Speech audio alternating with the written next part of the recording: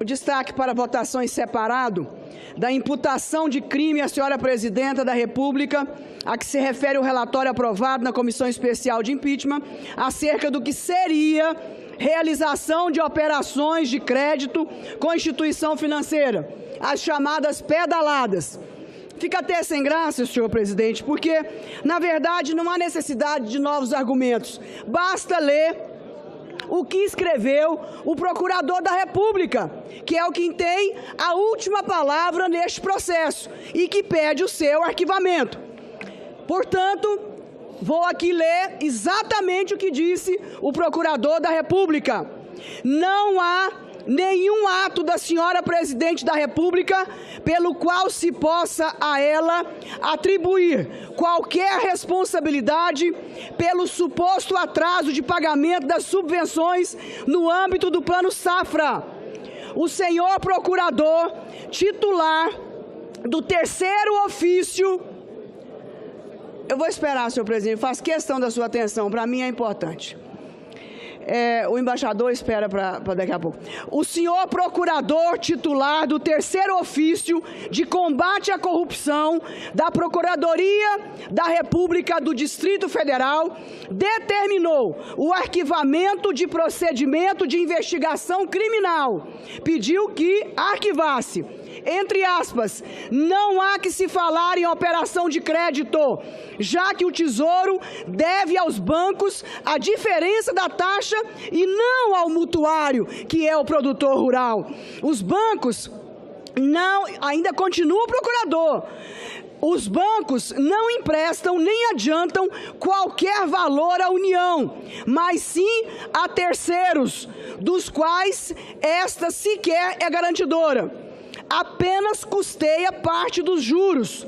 O Plano Safra, de acordo com a Lei 8.927, ainda do governo do ex-presidente Collor, oferece subvenções com o objetivo de garantir competitividade à agricultura brasileira, da mesma forma que no PSI, no Programa de Subvenção à Indústria. A União cabe apenas a equalização da subvenção por meio de pagamento ao Banco do Brasil da diferença entre as taxas de juros inferiores concedidas aos agricultores e as taxas superiores praticadas pelo mercado. Encerra o senhor procurador do Ministério Público, de modo que o sistema resultaria, se fosse diferente, engessado. E essa, obviamente, não era a intenção da Lei de Responsabilidade Fiscal. Quero aqui lembrar a todos que os volumes de subvenção para os agricultores do Brasil que nos ouvem neste momento, a presidente Dilma foi a campeã dos últimos 40 anos da subvenção aos produtores rurais, que é justamente oferecer aos produtores um juro menor do que é o praticado no mercado. Por ter ajudado os produtores, por ter entendido e tido a sensibilidade de que a agricultura é o motor, um dos motores mais importantes da economia nacional, em 5 planos safras, a presidente Dilma colocou e investiu 43 bilhões de reais de subvenção. Não é empréstimo, os empréstimos são muito maiores. E isso ocasionou um aumento na área plantada em 10%, aumentando a produção agrícola em 17%, apenas com o aumento de área, fora o aumento da produtividade, através também do financiamento pelo PSI de máquinas e implementos agrícolas, sendo que no governo Lula foi financiado 26 mil máquinas por ano, no governo Fernando Henrique 23, mas no governo da presidente Dilma foram 60 mil máquinas por ano, durante os 5 anos, quase 300 mil máquinas para que a agricultura brasileira pudesse continuar a ser pujante como é hoje. Quero lembrar que no governo da presidente Dilma, pessoa física, houve um aumento de 400% no acesso ao crédito. Antes, os brasileiros, pessoa física, participavam com 5% do PIB. E agora, são 27% pessoa física.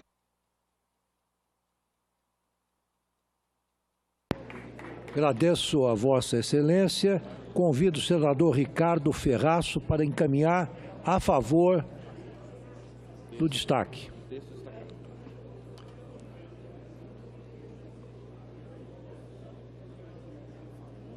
A favor do texto destacado. A favor do texto. A favor do texto. Tem razão. A favor do texto. Senhor presidente, senhoras e senhores senadores,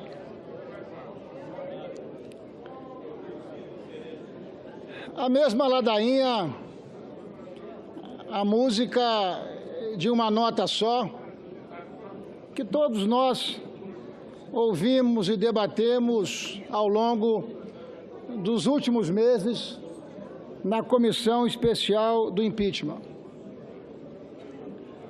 A ladainha de que a presidente da República não cometeu qualquer crime, como se esses crimes fossem cometidos pelo além. A presidente da República atentou contra as leis orçamentárias e as leis fiscais do nosso país.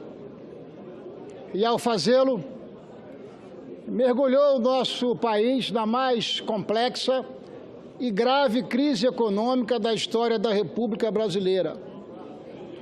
Desafios já vencidos e superados pela sociedade brasileira voltaram à cena e voltaram a frequentar o dia a dia da sociedade brasileira. Eu me refiro a desafios como o da inflação, como o da recessão e o desemprego, que já soma mais de 12 milhões de brasileiros que têm carteira de trabalho e não têm o que fazer com a sua carteira de trabalho. Mas não apenas isso. Atentou também contra a probidade administrativa. E o conjunto da obra é que não apenas o seu governo, mas também as estatais brasileiras, o maior dos nossos símbolos, a Petrobras, os nossos fundos de pensão, foram apropriados por uma política de baixíssima qualidade, transformando o interesse público numa espécie de puxadinho e quintal dos mais absolutos interesses escusos que foram patrocinados pela presidente Dilma e pelos seus aliados. Publicou decretos sem autorização legislativa, mas não apenas isso. Invadiu a Constituição Federal, a Lei de Responsabilidade Fiscal, quando contratou operações de crédito sem autorização. E não fez isso apenas em 2015. Fez isso em 2014.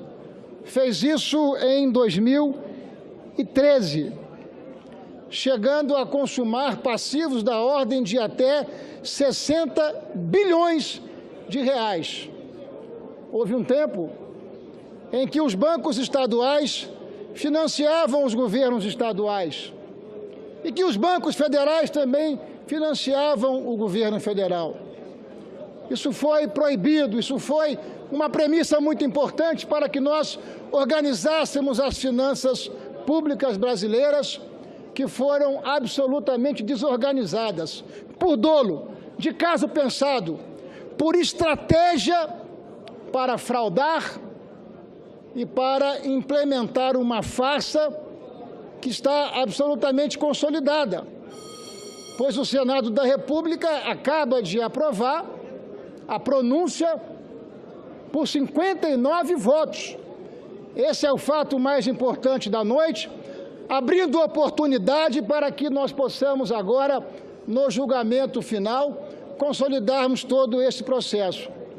Mas, ao fim, senhor presidente, ministro Lewandowski, eu me dirijo a Vossa Excelência para fazer aqui um questionamento.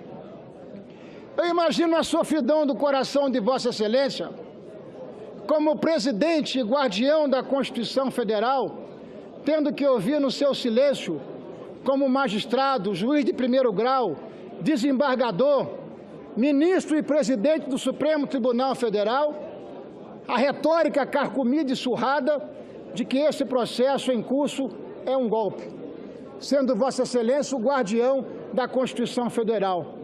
E a pergunta que não quer calar: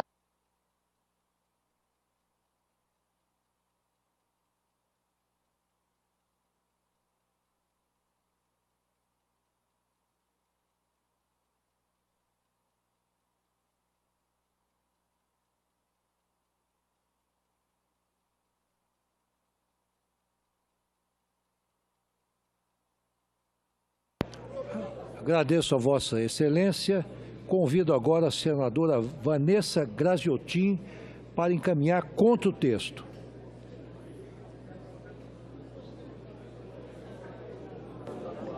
Senhor presidente, senhores senadores, senhoras senadoras, companheiros e companheiras. Senhor presidente, eu tenho dito e repetido muitas vezes nos debates acerca desse processo que não é de impeachment, porque não há crime de responsabilidade, e se não há crime de responsabilidade é golpe, senhor presidente, que não é risível o processo como um todo porque é trágico. Através dele, uma presidente que foi democraticamente eleita no país poderá perder o seu mandato. Perder por uma única razão, não porque tenha cometido qualquer tipo de crime, mas perder porque aqui no Congresso Nacional se formou uma maioria que não a aceita mais no poder. E, além de tudo, nós somos obrigados a ouvir isso que nós acabamos de ouvir. Um senhor senador que vem à tribuna para falar, para defender uma posição que consta do relator Anastasia, em relação ao Plano Safra. E esse senador diz o seguinte, que lá vem os defensores da presidente Dilma com a mesma ladainha. O que ele queria que nós fizéssemos aqui dessa tribuna, quando fizemos um destaque e nos inscrevemos para defender esse destaque? O que deveríamos nós falar que não fosse a respeito da questão do Plano Safra, que foi exatamente o que a senadora Cátia Abreu fez do primeiro ao último minuto que ela tinha direito. Mas o senador que me antecedeu não falou uma linha, não falou duas, não falou três, não falou 10 palavras sequer em relação ao Plano Safra. Por quê? Por uma única razão, porque eles sim é que repetem diariamente a mesma ladainha. Sobem à tribuna, usam os microfones para falar da crise econômica, para dizer que a presidente Dilma é a responsável por tudo. Não é isso que nós estamos discutindo aqui, mesmo porque isso não é verdade. O que nós estamos aqui é discutindo o Plano Safra. E eu digo o seguinte, se houvesse um mínimo sinal que fosse, um mínimo sinal de imparcialidade nesses senadores, na maioria desses senadores que aqui estão, um mínimo de parcialidade, um sinal pequeno que fosse, esse item, Plano Safra, já teria sido excluído da denúncia inicial. E teria sido excluído por quê? Primeiro, pela posição da perícia. A perícia é muito clara. Dr. José Eduardo Cardoso foi brilhante em recolocar todos os pontos aqui quando fez a defesa da senhora presidenta. Primeiro, porque a perícia disse não há participação da senhora presidente no Plano Safra. A lei é de 1992. Quem opera o Plano Safra é o Ministério da Fazenda junto com o Banco do Brasil. Não há uma interferência sequer da senhora presidenta da República. Mas, não bastasse isso, veio o Ministério Público Federal. E vejam os senhores e as senhoras, quem provocou o Ministério Público Federal? Não digo o Tribunal de Contas da União, porque não foi o Tribunal de Contas da União. Foi o Procurador de Contas do Tribunal de Contas da União, Dr. Júlio Marcelo, que provocou. Pois bem, teve a resposta que merecia. Teve a resposta, porque o que disse o Ministério Público Federal? Primeiro, que não é operação de crédito. Um inadimplemento não pode ser caracterizado como uma operação de crédito. Segundo, ele fez até, não diria piada, mas ele chegou a diminuir profundamente o que disse a tese levantada pelo Ministério Público, que o que caracteriza a operação de crédito é o tempo da dívida e o alto valor. Pois bem, vejam os senhores, esse aqui é o quadro que está contido no relatório. Os atrasos, os passivos da União perante o Banco do Brasil em relação ao Plano Safra vem desde 2000. E por que só agora? Por que só agora incriminar uma presidente? Ou por que só agora achar que a operação de crédito não é mais inadimplemento? Por quê? Por uma razão. Querem tirar uma presidente, mas não há crime, então inventam um crime. É por isso, senhor presidente, que nós aqui falamos com consciência muito tranquila. E eu tenho certeza absoluta que antes do que muitos pensam, a história reporá a verdade e fará a justiça. Muito obrigada, presidente. Agradeço a Vossa Excelência. Convido o senador Romero Jucá a encaminhar a favor do texto.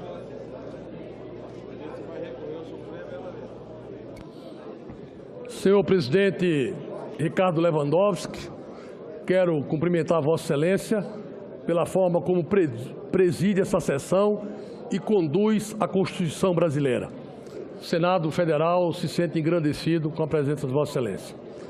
Falo aqui em nome e por delegação do líder Eunício Oliveira, que ia usar a palavra, mas por um problema de voz, pediu que encaminhasse aqui a posição de defesa do relatório do senador Anastasia e contra o destaque. Vou ser rápido, senhor presidente. Não se discute aqui a questão do benefício ou não de crédito agrícola ou compra de equipamentos. Não é isso que nós estamos discutindo. Nós estamos discutindo aqui que alguns senadores apresentaram um destaque usando de uma falácia, tentando retirar do texto algo que está cristalinamente apresentado pelo senador Anastasia como crime de responsabilidade. Empréstimo sem autorização, recursos financeiros tomados do Banco do Brasil sem a devida cobertura. Usaram aqui o texto do Ministério Público Federal do GDF, que em parte coloca uma questão no que diz respeito ao aspecto penal. Mas esse mesmo procurador diz que é inegavelmente comprovado o crime de improbidade administrativa. Portanto, através do artigo 85, inciso 5, está comprovado também o crime de responsabilidade. Não há o que discutir. O senador Anastasia foi preciso. Portanto, a nossa posição é a posição de manter no texto a configuração do crime e exercer aqui efetivamente a vontade da maioria do povo brasileiro e a maioria do Senado da República. Nós encaminhamos pela manutenção do texto em defesa do relatório do senador Anastasia e em defesa do Brasil. Muito obrigado, senhor. Agradeço a Vossa Excelência. Peço à Secretaria-Geral da Mesa que prepare o painel eletrônico. Mais uma vez, peço licença para esclarecer como vamos votar. Quem vota sim, aprova o texto destacado do parecer, mantendo-o. E o voto não rejeita o texto destacado e retira-o do parecer. Então, as senhoras senadoras e os senhores senadores já podem votar. Pois não. Pois não. Senador Jucá, Vossa Excelência está esclarecendo como vai votar. Eu estou esclarecendo a minha posição, que encaminhei sim a manutenção do texto, para que não reste nenhum tipo de dúvida. Perfeito. Então, o senador Jucá esclarece que votando sim, senador Lindenberg, pela ordem. Eu quero chamar a atenção que não pode haver encaminhamentos partidários. O senador Romero Jucá aí tentou induzir uma orientação de voto. Nesse momento, isso não é permitido. Sim. Lideranças partidárias, cada senador é um juiz aqui. Pois não. Eu agradeço a observação de Vossa Excelência. Eu estou tomando a manifestação do senador Jucá apenas como um esclarecimento de como Sua Excelência irá votar. Mas é oportuna a votação, o esclarecimento de Vossa Excelência, que reforça apenas aquilo que consta do roteiro que nós elaboramos conjuntamente com as lideranças. Então, podem votar. Já?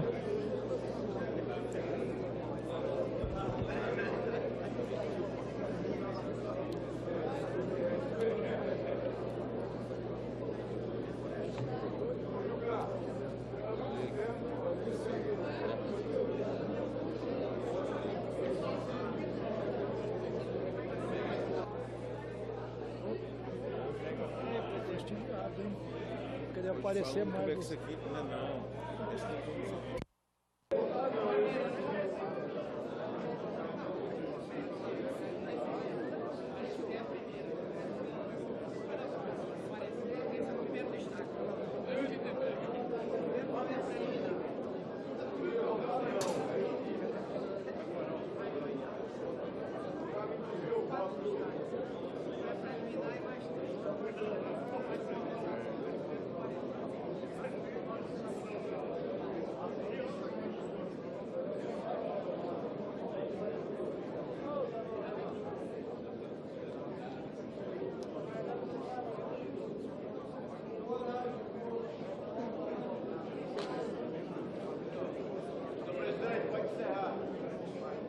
Está encerrada a votação. Podemos abri-la. Já estava encerrado. Não tem mais. Retificando. Pois não. Ela pode fazer em ata, constará em ata. Tá. Pode falar e constará em ata. Pois não. É a Fátima Bezerra que retificou? Ela, não sei, como é que tá? Não, mas não importa, né? Tá correta, ela votou Tá correto. bom. Bem, resultado da votação. 58 votos sim, 22 não, nenhuma abstenção, 80 senadores presentes. Portanto, o texto do parecer destacado referente às operações de crédito com instituição financeira controlada pela União, intituladas ou chamadas pedaladas fiscais, ficou mantido.